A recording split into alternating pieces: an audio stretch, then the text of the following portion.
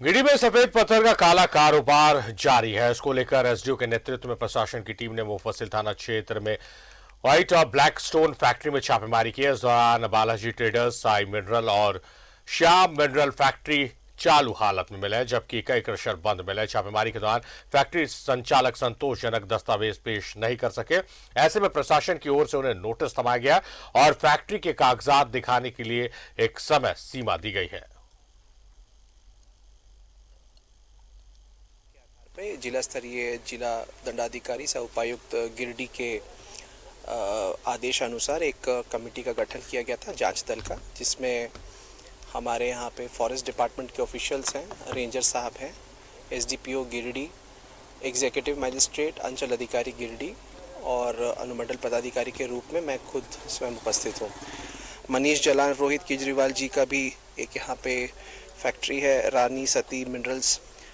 ये सारे लोकेशंस को हमने विजिट किया है। डॉक्यूमेंटेशन प्राइमरी लेवल पर हम लोगों ने मांगा तो उनके पास जो डॉक्यूमेंटेशन था स्पेशली रिगार्डिंग स्टॉक और रिगार्डिंग चालान, वो अभी तक वर्तमान में उन लोगों ने जिस तरीके से डॉक्यूमेंट को संधारित करना था उस रूप में वो उपस्थापित नहीं कर पाए हैं। इसके अलावा जो उनके पास सीसीटीवी का फुटेज है वो सारा हम लोगों ने उनसे मांग किया है और विधिवत इसमें लिखित रूप में उनको नोटिस करके उनको मौका दिया जाएगा कि वो सारे अपने डॉक्यूमेंट्स यहाँ पे हमें अवेलेबल कराएं, जो भी इंक्वायरी कमेटी है, और उसी के आधार पे जो फलाफल निकलेगा वो in due course of time हम लोग सरकार के साथ और आप लोग के साथ टाइमली शेयर करेंगे। के आधार श्रीकांत हमारे सहयोगी हमारे साथ लाइव जुड़े हुए, सीधे उनका रुख करेंगे। श्रीकांत, इन जो क्रशर है इनके खिलाफ किसी ने शिकायत की थी या प्रशासन को दिव्य ज्ञान आया? क्योंकि प्रशासन बिना कंप्लेंट्स के, बिना शिकायत के कोई कार्रवाई तो करती नहीं, अपने स्तर पर तो कभी जांच करेगी नहीं कि कहां पर क्या गड़बड़ घोटाला चल रहा है। तो उस आधार पर कार्रवाई की गई है और क्या कुछ वहां पर मिला है? क्योंकि जो बाइट आपने जो इंटरव्यू भेजा है उसमें हम सुन रहे हैं कि सीसीटीवी फुटेज, तमाम दस्तावेजों की मांग की गई है। जो देखिए शारिफ, सबसे पहले मैं आपको बता दूं कि कुदरत ने जो है झारखंड को अनेकों नेमतें बख्शी हैं। उसी एक नेमत में से यह सफेद पत्थर भी आता है जो झारखंड के लिए और यहाँ के कुछ अवैध कारोबारियों के लिए इस समय सोने से कम नहीं है।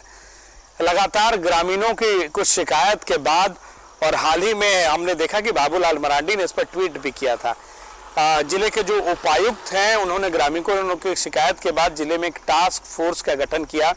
सदर एसडीएम विशालदीप खलको, एसडीपीओ अनिल सिंह और अंचला अधिकारी जो हैं रवि भूषण, वो रेंजर एस के रवि और अन्य सारे लोग टीम में शामिल थे।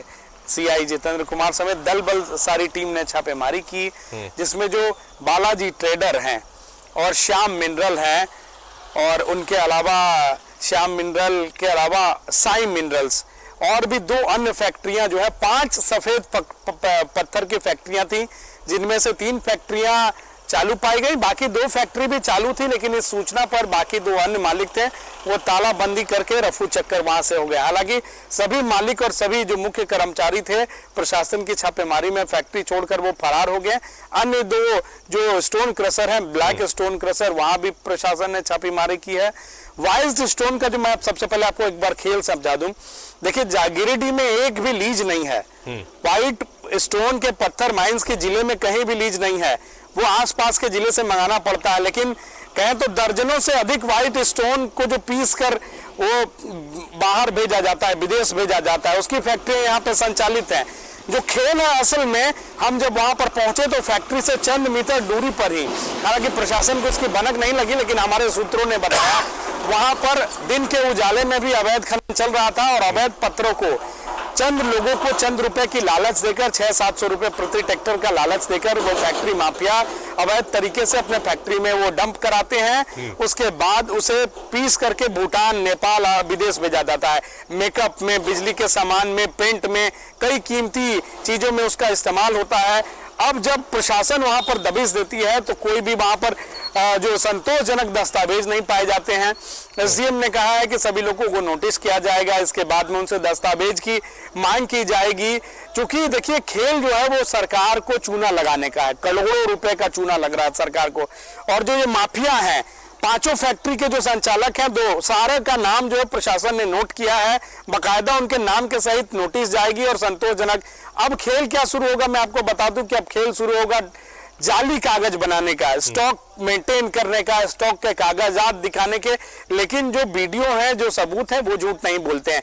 निश्चित तौर पर हमें भी उम्मीद है कि आगे इन सभी अवैध जो कारोबारी हैं, जो प्रशासन की आंख में धूल चोकर और सरकार के राजस्व को करोड़ों का चूना लगा रहे हैं, उन पर निश्चित तौर से प्राथमिकी दर्ज की जाएगी। जिले में जब से नमन प्रियस लकड़ा उपायुक्त के तौर पर आए हैं, लगातार वो अवैध कारोबार के खिलाफ सख्त रहे हैं और इसी का नतीजा है कि यह कार्रवाई हुई है।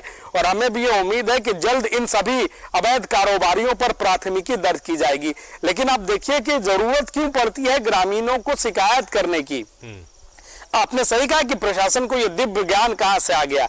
तो अब जब तक ये शिकायत उपायुक्त तक शायद अगर नहीं पहुंच पाती तो शायद ये कार्रवाई भी नहीं होती। संबंधित जो विभाग है, खनन विभाग है या वन विभाग है, ये दोनों विभाग एक दूसरे के ऊपर आरोप प्रत्यारोप करते हैं कि ये वन विभाग का लीज है, ये खनन विभाग की जमीन है। लेकिन कार्रवाई का इंतजार क्यों होता है, कि क्यों जिले के उपायुक्त को निर्देश देना पड़ता है, क्यों राज्य के जो आला अधिकारी हैं उन्हें निर्देश देना पड़ता है। जिनके जिम्मे जो जिम्मेदार अधिकारी और जिम्मेदार विभाग है, आखिर वो कब जागेंगे अपनी नींद से? जी जाहिर तौर पर उन्हें जागने की जरूरत है। और श्रीकांत, यहाँ जो कार्रवाई हुई है उससे तो झारखंड लूटने से बचेगा ही बचेगा, साथ ही साथ एक संदेश भी जाएगा कि इस तरह के अगर कोई कारोबार में कोई लोग संलिप्त है, गिरिडीह में नहीं पूरे झारखंड के किसी भी जिले में, किसी भी कोने में, वो सुधर जाए, रुक जाए, वरना प्रशासन उन पर नजर बना के रखेगी लोगों की शिकायत के बाद। बहुत शुक्रिया श्रीकांत, आपका महत्वपूर्ण जानकारियों के साथ आप जुड़े।